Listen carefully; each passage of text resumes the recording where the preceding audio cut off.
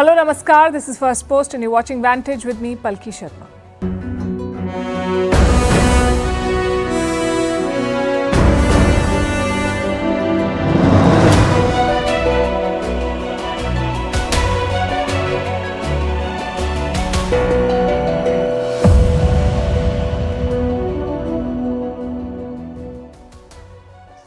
Xi Jinping is on a mission to woo Africa. He's making tall promises, $51 billion in investments, 1 million jobs. What's in it for him?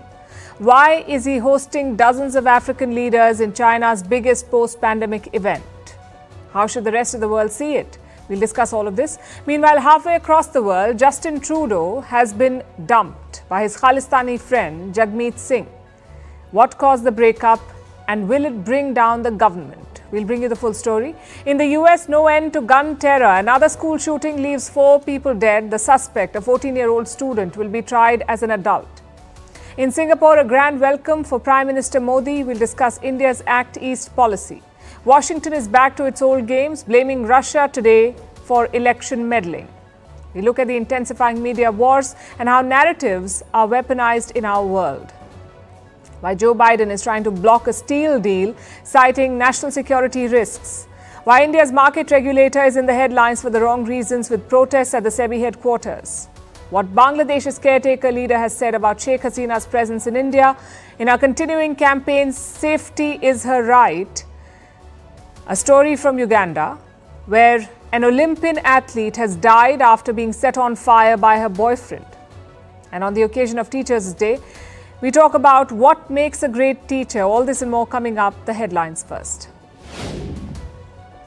French President Emmanuel Macron finally picks a prime minister, names Michel Barnier as the new prime minister after months of political deadlock. Barnier is the European Union's former Brexit negotiator. The 73-year-old right-wing leader is the oldest premier in the history of modern France. The first delivery of Mpox vaccines arrives in the Democratic Republic of Congo. Almost 100,000 doses have reached the Central African country. DR Congo is at the epicenter of the Mpox outbreak. Last month, the World Health Organization declared Mpox a global public health emergency. U.S. Secretary of State Antony Blinken heads to Haiti. He is the highest-ranking American official to travel there since 2015. Criminal gangs have taken over much of the poor Caribbean nation. An international security force led by Kenya is aiming to restore order in Haiti. The United Arab Emirates completes the Arab world's first nuclear power plant. The plant will generate 25% of the electricity needs of the Gulf state. The UAE says its nuclear ambitions are for peaceful purposes. It has ruled out any enrichment program or nuclear reprocessing technologies. And China braces for Super Typhoon Yagi. Schools suspended and many flights cancelled in the southern part of the country. The typhoon is expected to make landfall on Friday afternoon. Hong Kong has also issued its third highest typhoon warning.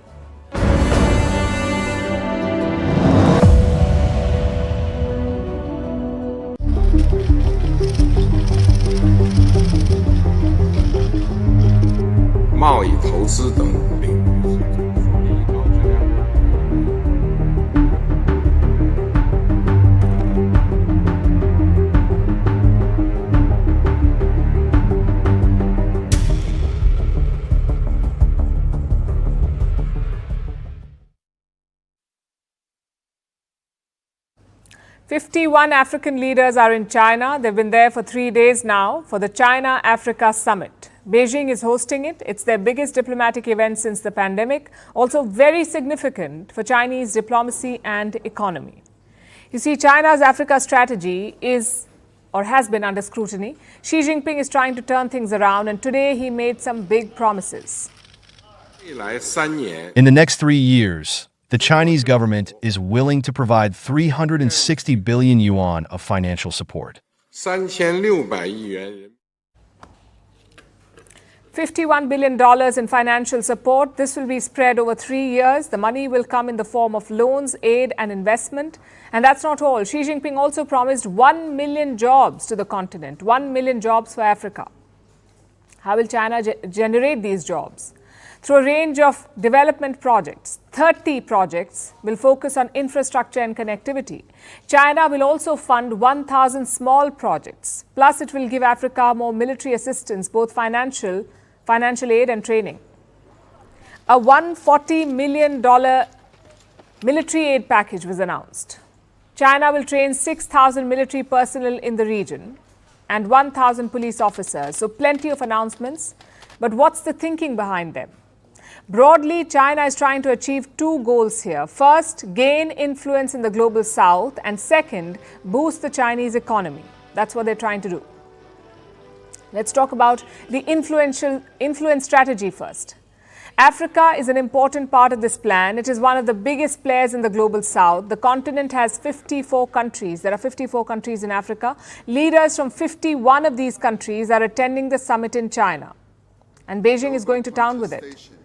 Let me show you a headline published by Xinhua. That's the Chinese state mouthpiece. This article talks about the Africa summit. It says the event, and I'm quoting, the event illustrates China's vision and aspirations for the global south. Africa could be China's ticket to global south leadership. So Xi Jinping is going all out, trying to win over these African leaders. He is presenting himself as an all-weather friend of Africa. I propose that bilateral relations between China and all African countries having diplomatic ties with China be elevated to the level of strategic relations, and that the overall characterization of China-Africa relations be elevated to an all-weather China-Africa community with a shared future for the new era. A strategic partnership. That's Xi Jinping's promise to Africa. Now let's talk about his second goal, which is tied to the Chinese economy. China is Africa's largest trading partner. Africa is a big market for Chinese goods, and Beijing cannot afford to lose ground there, especially now when the Chinese economy is slowing. And the Western market is slipping from their grasp. The West is placing trade barriers on Chinese goods, so for Chinese producers, the global market is basically shrinking. And that makes Africa even more important for them. They cannot afford to lose ground here. But this trade relationship is one-sided, heavily skewed in Beijing's favor. The trade surplus stands at $64 billion. $64 billion in China's favor. Cyril Ramaphosa raised this today during the summit. He's the president of South Africa, Cyril Ramaphosa. He wants Beijing to address the trade imbalance. He said, and I'm quoting, "We would like to narrow the trade deficit and address the structure of our trade." Beijing responded to this. It struck a deal with South Africa. China will buy more raw wool and dairy products from South Africa. So how much money will China set aside for this? Has it made any commitments on financing or investment? Well, we don't know because they did not share the specifics. In fact, that was the case with most African nations. Big promises, but not many details. China was also non-committal on debt relief, an issue that the African Union raised today. For many African states, debt relief is an urgent imperative to give debtor countries economies a vital economic breathing space. It is also desirable that, in the context of our industrialization effort, the portfolio of private investments in Africa should be sufficiently diversified to extend beyond the traditional field of mining and energy resources. African leaders want China to do more. They want more loans, more financing, they want debt relief for struggling nations, and they want bigger investments. And on all these fronts, Beijing has disappointed them. Xi Jinping's $51 billion pledge makes for a great headline, but it is far less than what China has committed in the past.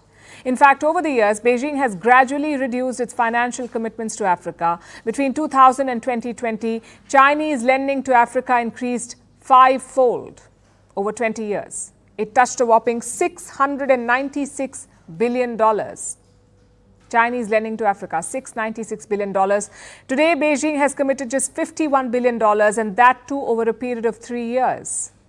So why the fall in lending?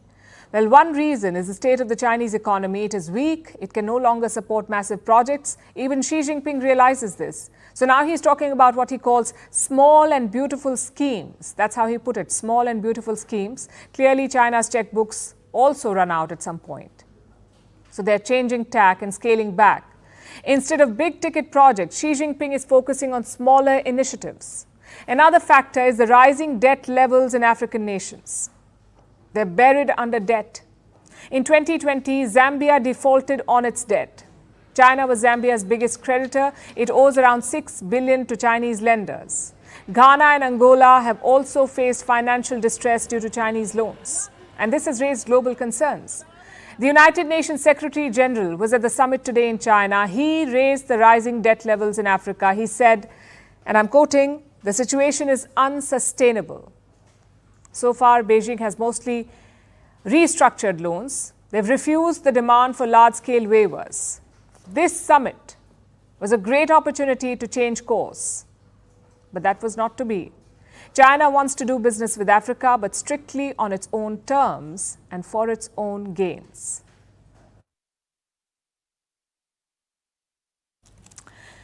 Let's turn to Canada now, where the headline is betrayal. That too of Prime Minister Justin Trudeau. I wish I could call it surprising, but frankly, it is not, because Trudeau trusted the wrong person. Canada's Khalistan mascot, Jagmeet Singh. He leads the NDP, or the New Democratic Party in Canada, NDP, and they have decided to dump Trudeau. Let me explain. Canada's parliament has 338 seats. You need 170 seats to get a majority and form a government, 170. But Justin Trudeau's Liberal Party only has 154 seats. So where did the rest come from? Jagmeet's party, NDP, they have 24 lawmakers in parliament, and they agreed to support Justin Trudeau's party, not coalition support, outside support. Trudeau would keep all cabinet positions and ministries, but if a confidence vote was called, Jagmeet would support him. That was the arrangement. In return, Jagmeet got policy help. Trudeau pushed some of Jagmeet's pet projects, for example, Khalistan. Just think of everything that Justin Trudeau did. He cozied up to designated terrorists, publicly accused India of murder, defended separatism as free speech, and gave a safe haven to Khalistanis on the run. Well, congratulations, Prime Minister. It was all for nothing because Jagmeet Singh dumped you anyway. And his excuse? Apparently, Trudeau wasn't brave enough. Justin Trudeau has proven again and again he will always cave to corporate greed. The Liberals have let people down. They don't deserve another chance. The fact is, the Liberals are too weak, too selfish, and too beholden to corporate interests to fight for people. Well, here in India, we've seen a lot of coalition politics. We've seen alliances being built. We've also seen alliances collapsing. So we know a made-up excuse when we hear it. And what you just heard was a classic example. The truth is, Jagmeet Singh is abandoning a sinking ship. He has revealed himself to be an opportunist. He's leaving Trudeau because the Prime Minister is losing. Look at the opinion polls.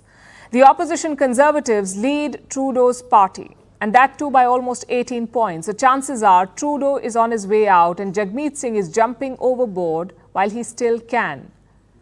The question is, what happens to Trudeau's government? Will he be ousted?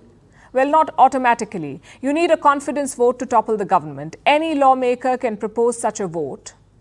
All budget bills are also considered as confidence votes.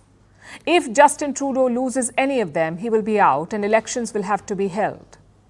On paper, polls are slated for October 2025, October next year, but Trudeau may not make it till then.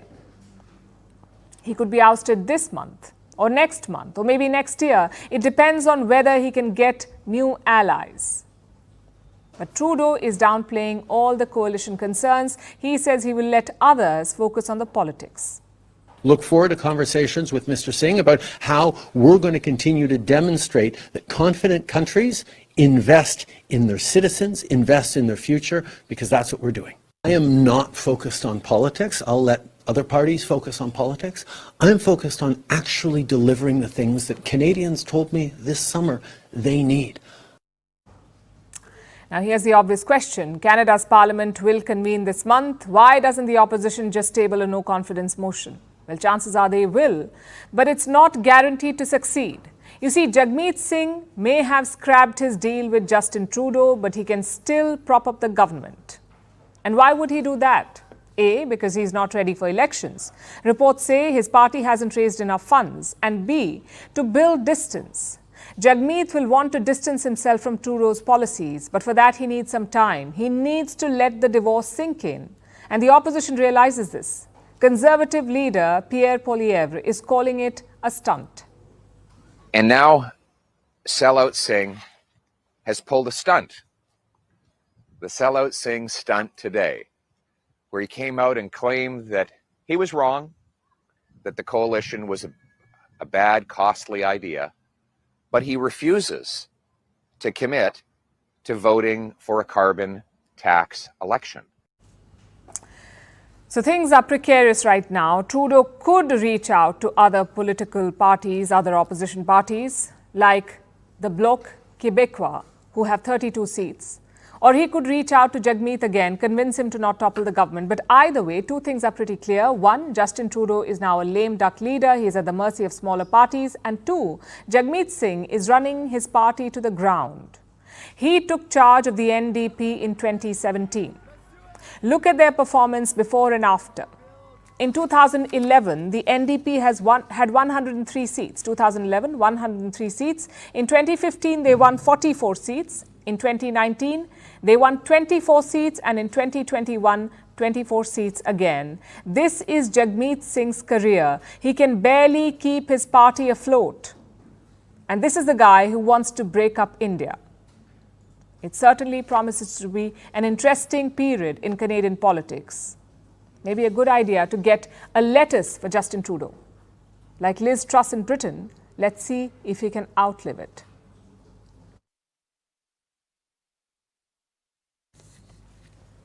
Now let's turn south to the US, to the state of Georgia. A tragedy has taken place there, one that is all too common in America. There was a mass shooting at a school. 4 people were killed, 2 children, 2 adults, 2 students and 2 teachers. They were gunned down by a boy who went to the school. The local police responded to calls for help, but 4 people had already been killed by the time they arrived. And the shooter surrendered when he encountered them. As the sheriff mentioned earlier this morning, the shooter is in custody. His name is Colt, that's C-O-L-T, Gray. He is a 14-year-old student here at the high school. Again, he has been taken into custody. He will be charged with murder and he will be tried as an adult and handled as an adult. The shooter was 14 years old. He managed to get his hands on an AR platform-style weapon, a semi-automatic rifle. This despite being on the police's watch list. Reports say that the suspect was on the FBI's radar last year, America's much-wanted Federal Bureau of Investigation, FBI. The suspect had made some threatening posts on an online gaming site. He'd warned of a school shooting at an unidentified location and time. He'd even posted pictures of some guns. So the feds had tipped off local law enforcement and a nearby sheriff's office interviewed the suspect. All of this happened last year when he was still 13 years old. At the time, the boy denied making those threats. His father owned some guns, but insisted that the boy did not have unsupervised access to those guns. So the police could not detain him. The authorities reportedly issued a warning to the schools in the area. The suspect was supposed to be monitored. But clearly, this did not work. He ended up killing 4 people, then surrendered to the police. He will be tried as an adult, but that won't bring the victims back. It won't change the fact that this was a massive security failure, and it won't change the situation in America. Guns are the leading cause of deaths for American children and teens. Every year, thousands of children are killed by firearms. The trend has only been rising. In 2021, more than 2,500 children died in firearm-related incidents. More than 2,500 children. School shootings are a part of this. Dozens of children have been killed at school over the last few years. At school, it's supposed to be the safest place for children outside their homes. But in the US, they are the sites of massacres. After a certain point, you have to start wondering, does the US even care about its children? It's supposed to be a superpower, the leader of the free world. So how is it that children are not safe in American schools? There will always be a bunch of excuses and the endless politics. But this is just a senseless tragedy on top of so many senseless tragedies. And it's just outrageous that every day in our country, in the United States of America, that parents have to send their children to school worried about whether or not their child will come home alive. It's senseless. It is. We've got to stop it. And we have to end this epidemic of gun violence in our country once and for all. Have to end it, she says. Okay, so do it. She's been serving as the vice president for almost 4 years now. How much time does it take to stop school shootings? The Democrats complain that their hands are tied, that the Republicans won't let them fix the problem. The Republicans are gun buffs. Perhaps this kind of collateral damage is fine for them. Either way, the US has no solutions. It cannot stop gun violence. It cannot stop school shootings. It cannot get its act together. By now, this has become common knowledge. Yet the Americans seem to be blind to this reality as they poke their nose into everyone else's business. Washington will declare other countries dangerous for their citizens and issue travel advisories. Their ambassadors will keep dishing out sermons and policy prescriptions about public safety and human rights. All this without so much as batting an eyelid, as if completely oblivious to what goes on at home. The truth is, it's the US that's an unsafe country now, the most dangerous developed nation in the world. It needs to set its house in order before preaching to the rest.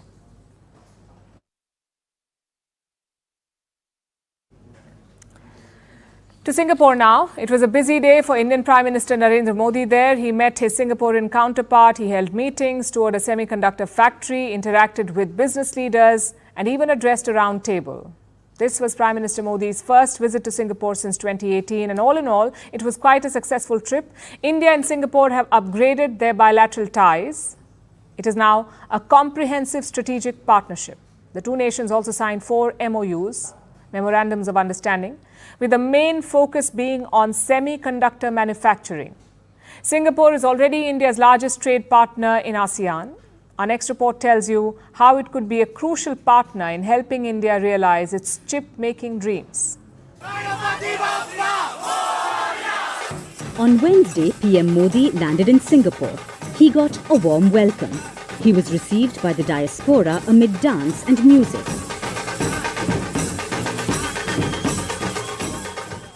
After that, the Indian Prime Minister headed to the Istana. It's the official residence of the Singapore Prime Minister. And this is where PM Lawrence Wong hosted a private dinner for him. Today, it was down to business for the Indian PM. In the morning, PM Modi arrived at Singapore's Parliament House. He was greeted by PM Lawrence Wong. He received a ceremonial welcome. He met ministers and delegates. And finally, it was time for bilateral talks. The meeting was a productive one. India and Singapore have long shared bilateral relations. But this time, they decided to elevate those ties. It is now a strategic, comprehensive partnership. The aim is to boost economic ties and collaboration in various sectors. The two countries also signed 4 MOUs, that's Memorandums of Understanding. PM Modi also announced that India's first Thiruvalluvar Cultural Centre would soon open in Singapore.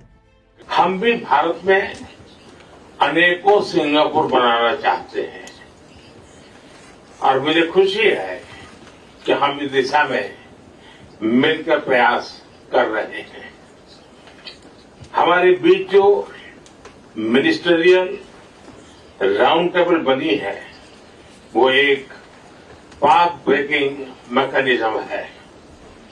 Skilling, digitalisation, mobility, advance manufacturing जैसे semiconductor और AI, health care, sustainability और cyber security जैसे क्षेत्रों में सहयोग की दिशा में ये इनिशिएटिव की पहचान बन गई है।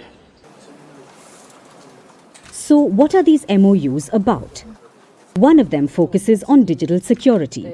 It aims to enhance cooperation in cybersecurity and new age technologies like artificial intelligence. It also aims to facilitate upskilling of workers. 2 others focus on health and skilling. But the most important one focuses on semiconductors also known as chips. India and Singapore will create a semiconductor ecosystem. They will collaborate on development, they will nurture talent in designing and manufacturing, and Singaporean companies will invest in India. This is crucial because Singapore is a semiconductor hub. It makes 10% of the world's chips and 20% of the semiconductor making equipment. 9 of the top 15 global semiconductor firms have a presence in Singapore. This includes Qualcomm, AMD, Applied Materials, and Micron. India wants to become a key player in the global chip supply chain, which makes this partnership very crucial. And it didn't just stop with an MOU. PM Modi visited AEM Holdings, a leading chip manufacturing unit in Singapore. Modi also met top business leaders. This included the CEOs of Blackstone Singapore, Temasek Holdings, Sembcorp Industries Limited, CapitaLand Investment, and Singapore Airways, among others. These business leaders have pledged to invest in India. So the visit focused on 3 aspects: upgrading ties, boosting investments, and focusing on semiconductor production. Shows you how important Singapore is for India and how it acts as a critical partner in PM Modi's Look East policy.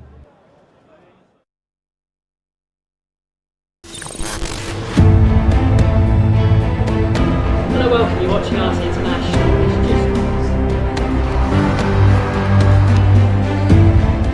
As alleged in our court filings, President Vladimir Putin's inner circle, including Sergei, directed Russian public relations companies to influence the 2024 U.S. presidential election. Трудно сказать.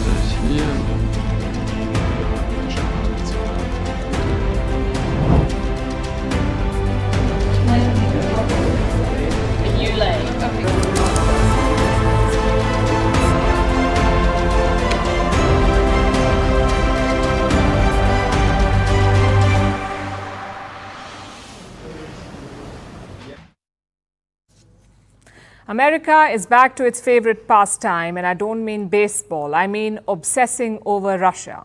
Their latest target is RT, Russia Today, a Kremlin-funded Russian broadcaster. Washington says RT is meddling in the US election. How? By using influencers. Apparently, RT had hired a firm in Tennessee. They paid this firm $10 million. To do what? Create content based on Russian messaging.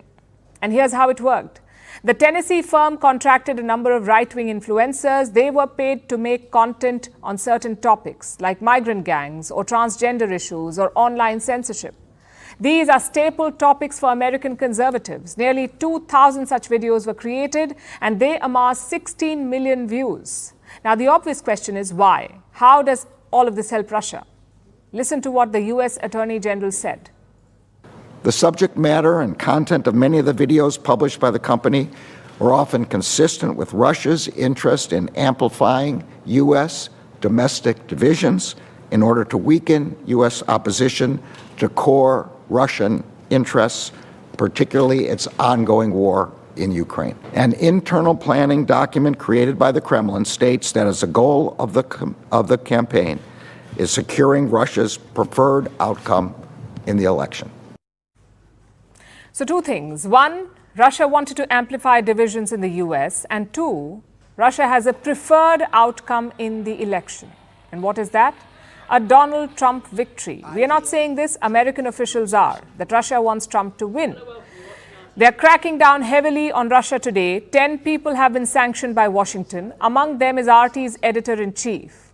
2 RT staffers have also been indicted, meaning they face criminal charges in the US. But RT has denied these allegations and they're responding in the most RT way. Listen to this. 2016 called and it wants its cliches back.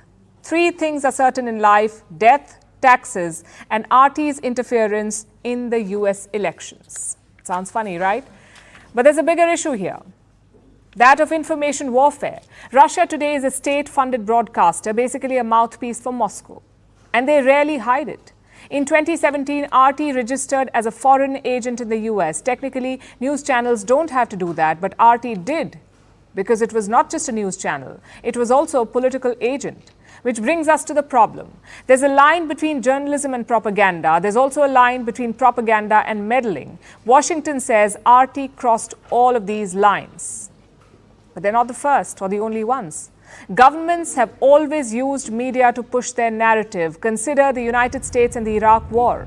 Most US publications supported the war, like the New York Times and the Washington Post. They blindly bought the US government's version of events. Later on, they apologized for it. I'm sure Iraqis would call this propaganda. Same in the Libya war. The New York Times has been accused of favoring an intervention. Well, the US did intervene, and today Libya is a broken country. Such practices are more common among state-funded outlets like Al Jazeera in Qatar. They've been accused of spreading propaganda too during the Arab Spring and during the blockade of Qatar. So this problem is not exactly new. The only difference is Russia today went a step ahead. And frankly, it's harder for non-Western outlets because the standards are different. When a CNN or New York Times pushes the US narrative, it's good journalism. When others do it, it's called propaganda. And I don't mean just government narratives, I mean national interest narratives. Clearly, the Americans have aced this game. They've disguised propaganda as journalism. And all countries need to realize this, to wake up to this, because conflicts are not just fought with fighter jets and bullets, they're fought with information and narratives. If you can't get your narrative out, you will fail. It doesn't matter if your cause is good. And the opposite is also true. Even if your cause is bad, narratives can make it look good. That's what the US did in Iraq. That's what Russia is trying to do in Ukraine. Chances are Moscow will retaliate against the US, possibly against American media outlets. Meanwhile, President Putin is covering his tracks. US officials have accused him of covertly backing Trump. So Putin says he wants Kamala Harris to win. I've said that our so-to-say favorite was the acting president, Mr. Biden. He's been taken out the race, but he advised all his supporters to support Mrs. Harris. That's what we'll do. We'll support her as well. That's the first thing. Secondly, her laugh is so expressive and infectious. That means that she's doing well. Is that a joke or more propaganda? Only Putin knows. But either way, expect the media wars to escalate. China too has entered the fray. Their strategy is to throw money at the problem. Some $6.6 billion since 2009. That's the kind of money China has spent to expand its global media footprint. It's an information race. India, unfortunately, is falling behind. And the cost of this could be immense. We say the key is to find a balance to spread India's interests without meddling.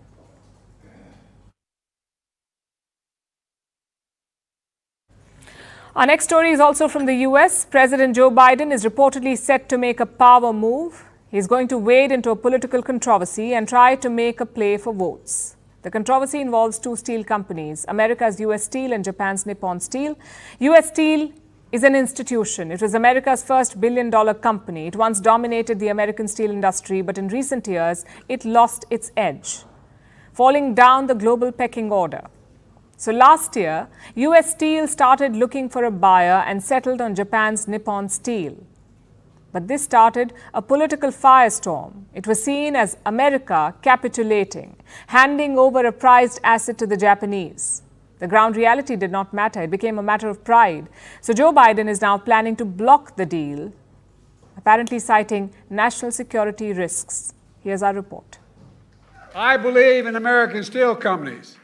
American-owned and operated steel companies. Upon taking office, I will invoke the Defense Production Act wherever it's necessary to very quickly ramp up capacity of essential products, and I will stop Japan from buying United States steel. U.S. Steel is an historic American company, and it is vital for our nation to maintain strong American steel companies. And I couldn't agree more with President Biden. U.S. Steel should remain American-owned and American-operated.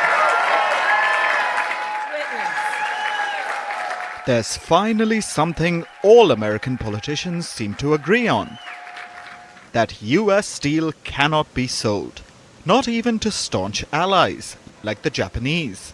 Japan's Nippon Steel is inches away from completing the takeover. It had announced its plans to buy US Steel last December. it overcame a number of regulatory hurdles. But it hasn't managed to clear the biggest hurdle: American politics. Ever since Nippon Steel set its sights on US steel, it has been facing pushback from Joe Biden and the Democrats. Under him, the US Justice Department opened an antitrust investigation into the merger, even though the company itself had no problem with the takeover.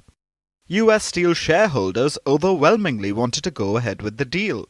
They believed that the takeover could breathe new life into the company, open the gates to investments at its existing plants, and revitalize the grand old behemoth. But despite this, you have the politicians getting in the way, because it's not about business anymore. No politician wants to be seen as giving away an American legacy, not even to the Japanese, who are quite annoyed with all the interference. But the US is an essential ally, so they're keeping their mouths shut and waiting to see how it unfolds. But they may be in for some disappointment, because Biden looks set to go for the kill switch. He may declare the takeover a national security risk. But the real risk is not security, it's political. Because you see, the workers at US Steel are unionized. They're part of the United Steelworkers Union, which claims to be almost 800,000 strong. A lot of union members will be voting in November. Are you ready to elect Kamala Harris our next President of the United States? US Steel is based in the state of Pennsylvania, which is a crucial swing state, so angering these union members is not an option. Both the Democrats and the Republicans are vying for their vote, which is why you saw Trump and Biden and Harris all agreeing on the same thing. They all believe that stopping the Nippon Steel-US Steel merger will get them votes, and it actually might. But this reeks of hypocrisy. This is supposed to be America, land of the free, or rather the free market. So how is it okay for politicians to undermine a company's shareholders? Whatever happened to the great capitalist dream, where only market forces dictated which companies lived or died? It's a classic case of American double standards. American governments of all hues will berate the world, criticize any interventionism, or so-called unfair market practices. But when it's the Oval Office on the line, suddenly government overreach isn't a problem. Free market forces be damned. I'm heading to a national security meeting right now.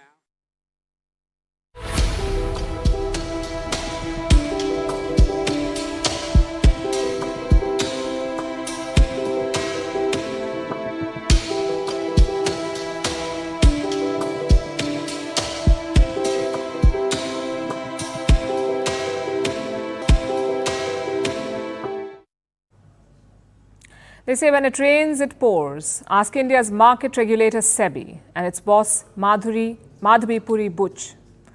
They've been at the receiving end. SEBI is the Securities and Exchange Board of India, headquartered in Mumbai. The pictures you just saw are from their Mumbai office. SEBI employees held a protest today against their chairperson. They want her to step down. She's been caught in controversies for weeks now. A few days back, a new report was out. It made serious allegations against Butch. It said SEBI employees are unhappy with her leadership and that under her, the work culture has become toxic. Employees say shouting and screaming is now common and public humiliation is the norm during meetings. Last month, they lodged a formal complaint. SEBI employees wrote to the Finance Ministry. Now, SEBI is an autonomous body, but it falls under India's Finance Ministry. So, SEBI's leadership reports to the government. The SEBI chief is appointed by the Union Cabinet. They can also be removed by the Cabinet. So, what did these employees say in their complaint? SEBI's leadership uses harsh and unprofessional language. Employees have been assigned unrealistic work targets, and their movements are monitored down to the minute, and fear has become a driving force. This is what they wrote to the Finance Ministry. The SEBI leadership then responded. They issued a statement yesterday, and they said that employees, and I'm quoting, employees are being misguided by external elements. Now, this statement infuriated the employees. Hence the protest today. Around 200 employees assembled outside the SEBI building. The protest lasted for 2 hours. After that, they went back to work. But the situation is far from diffused. Let me show you some messages that are being circulated and shared. Listen to this, and I'm quoting. The protest is for the purpose of showing dissent and unity against the arm-twisting exercise done by the top management in the garb of a press release. The immediate demand is withdrawal of press release and resigning of SEBI chairperson for spreading lies against SEBI employees. So there is anger, and the anger is being directed at the SEBI chief, Madhavi Puri Butch. And the timing could not have been worse for her. She's been under the lens for some time now. It all began in the month of August when an American short seller published a report. I'm talking about Hindenburg. It's an investment research firm. It is known for targeting companies. It bets on their share prices to fall and makes money off it. That's what a short seller is. Now, Hindenburg did this with the Adani Group in India. It triggered quite a storm. Then India's market regulator SEBI started an investigation on Hindenburg. Last month, Hindenburg came out with a new report. It said SEBI chief Butch has a conflict of interest over Adani. It said Butch and her husband had stakes in offshore entities linked to Adani. Both Butch and Adani have denied these claims. Then a few days ago, fresh allegations emerged. They were levelled by India's main opposition party, the Congress Party. And they centre around Butch's tenure at the ICICI Bank. She was a banker before joining SEBI. The Congress Party says she got payments from ICICI Bank while also serving at SEBI. Again, both Butch and SEBI have denied this. But these stories have taken a life of their own. And questions surrounding Madhavi Puri Butch refuse to go away. Conflict of interest is a serious charge for the chief of India's market regulator. Plus, there's politics at play. The last thing she needed was this row. The story is only developing. We'll be tracking it for you.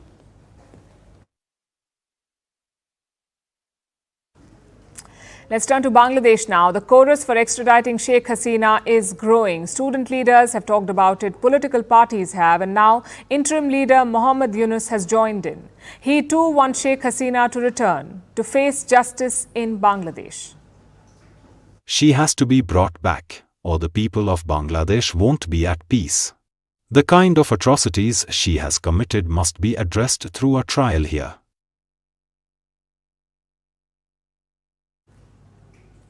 Now, this is very important.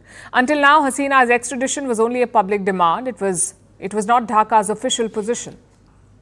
But now it is. Mohammad Yunus says Bangladesh will not be at peace until Hasina returns, until she's tried in court. It's only a question of when the request is made. And this puts India in a tough position. Sheikh Hasina is yet to get asylum in another country. So if Dhaka makes this request to extradite Sheikh Hasina, India will have to take a call. Either reject, agree or delay. Until then, Yunus has some advice. He says Sheikh Hasina must stay silent as long as she is in India. Remember, Hasina had released a statement last month. She called for a protest march on the 15th of August. Yunus has called it an unfriendly gesture. He says such statements do not help India or Bangladesh. He also talked about the attack on Hindus. Yunus says the attacks are not religious. He says they are political. Most Hindus in Bangladesh supported Hasina, hence the mobs targeted them. That's what Yunus is saying, but I'm afraid that simply doesn't cut it. Mohammad Yunus was brought in to normalize the situation, to ensure law and order, not to make excuses for the radical mob. Apparently, he gave the same assessment to Prime Minister Modi, that the violence was political, not religious. That's what he said. And now he's given another piece of advice. Yunus wants India to rethink its position on Bangladesh. The narrative is that everybody is Islamist, the Bangladesh Nationalist Party is Islamist, and everyone else is Islamist and will make this country into Afghanistan. And Bangladesh is in safe hands with Sheikh Hasina at the helm only. India is captivated by this narrative. India needs to come out of this.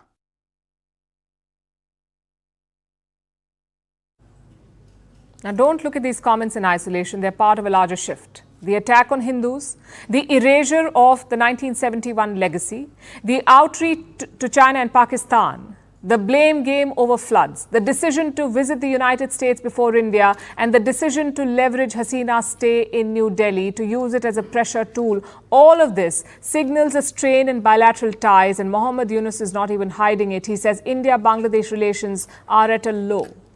It shows at the border too. India and Bangladesh share a 4,000-kilometer border. The interim government has adopted a new border stance, a stricter one. Dhaka says Sheikh Hasina mismanaged the border, that she asked the border agency to turn their backs, basically ignore whatever the Indian side was doing. The interim regime says that won't happen anymore. Consider what happened last month. Dhaka says Indian officials tried to erect a barbed wire along the border. Apparently, the Bangladeshis stopped the Indian attempt. But New Delhi is telling a very different story. Here, officials say that the barbed wire was meant for a cattle fence, not the border. Do you see the problem here? There's a clear trust deficit between the two sides, whether it's between the leadership or at the border. The only solution is dialogue. A Bangladeshi border delegation is visiting India next month. Hopefully, that will sort out the border. The rest of it needs political engagement. Both Prime Minister Modi and Mohammad Yunus are traveling to New York this month. They will be addressing the UN General Assembly. Perhaps they can meet on the sidelines. But at the end of the day, it's all about political will. India has respected the churn in Bangladesh. India has not meddled in or criticized their internal affairs. Why? Because New Delhi wants to keep this relationship intact. The question is, does Yunus want the same? His words suggest the opposite. Let's hope his actions tell a different story.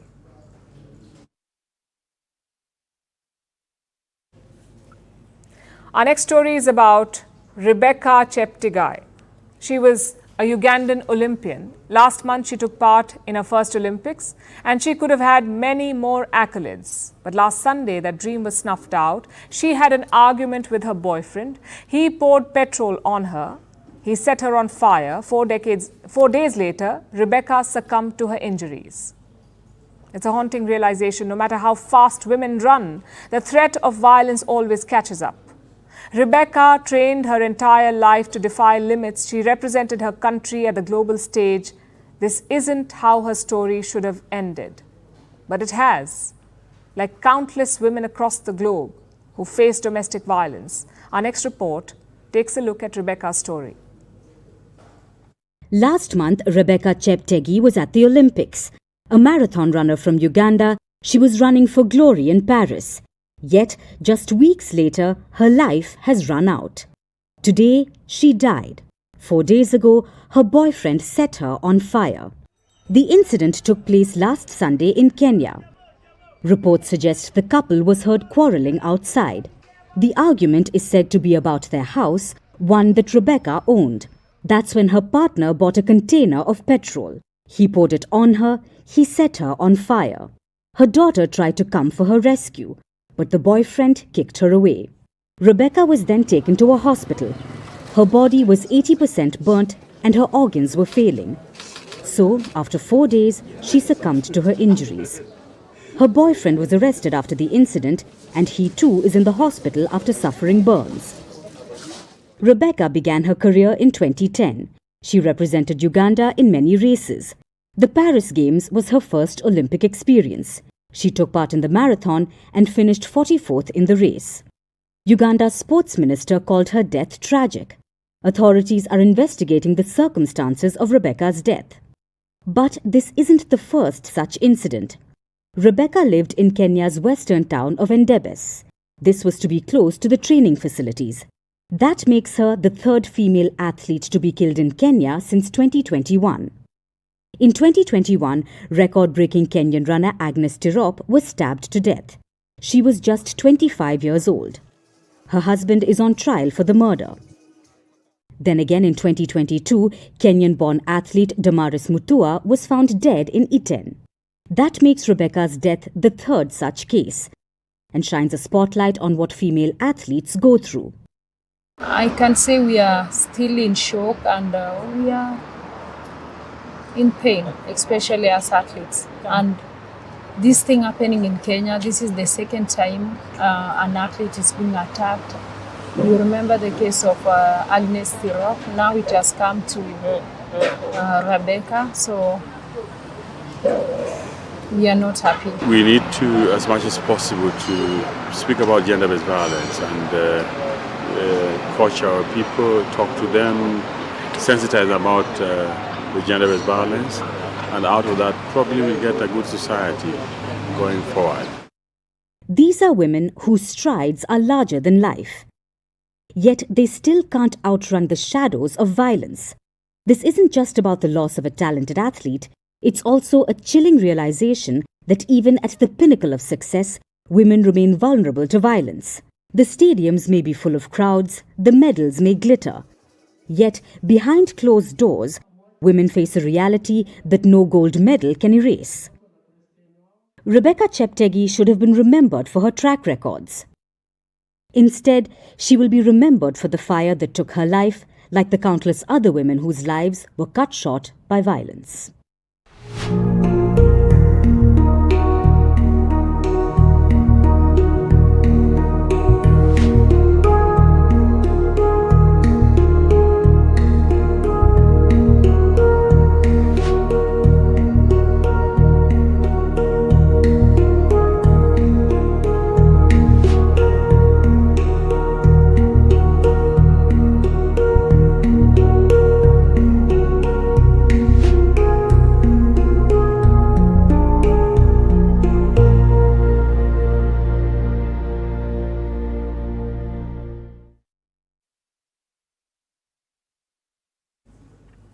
For our last story tonight, we have a question for you. What makes a great teacher? We ask because today is Teachers' Day in India.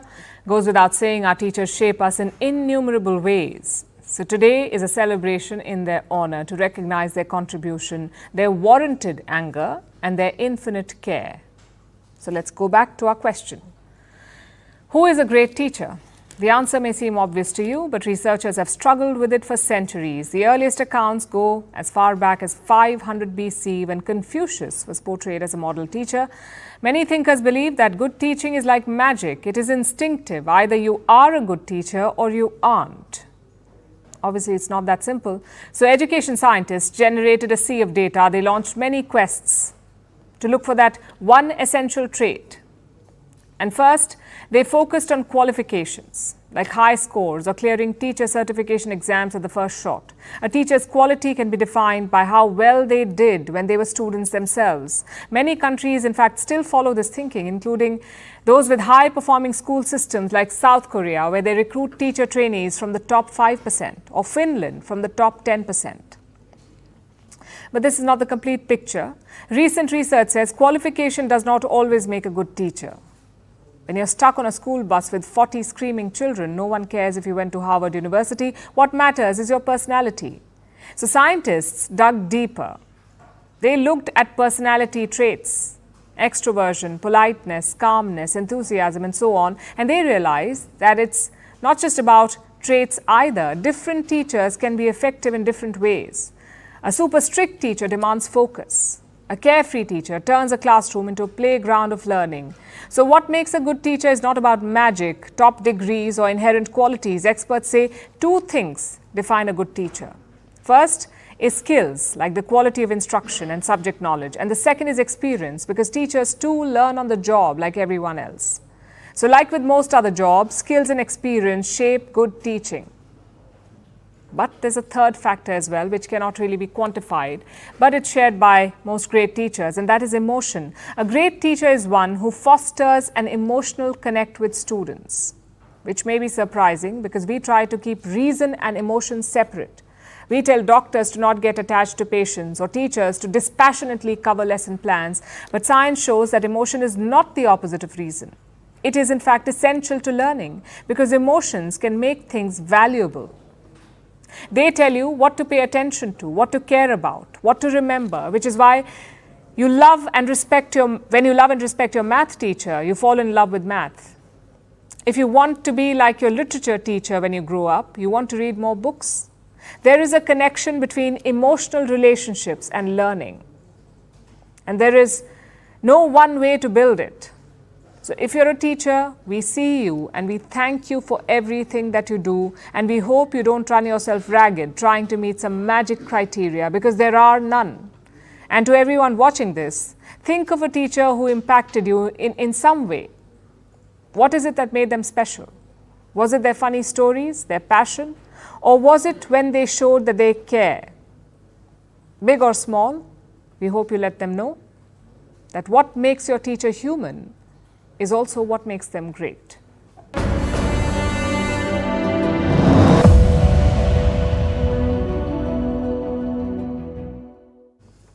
Our joke of the day today is about love. Finding the right one is not an easy task, but a Brazilian woman took it to the next level. She decided to marry the person she knew best.